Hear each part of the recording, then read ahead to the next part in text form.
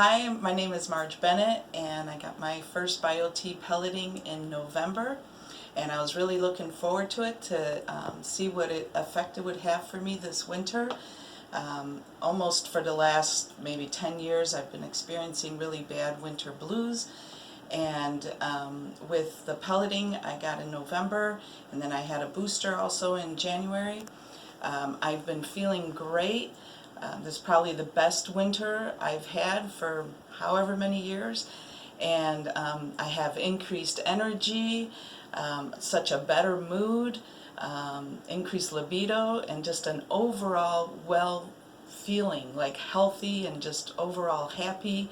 And I recommend anyone that's suffering from any kind of maybe hormonal imbalances that they come to Schneider Clinic and get checked out for what the BioT pelleting can help them with.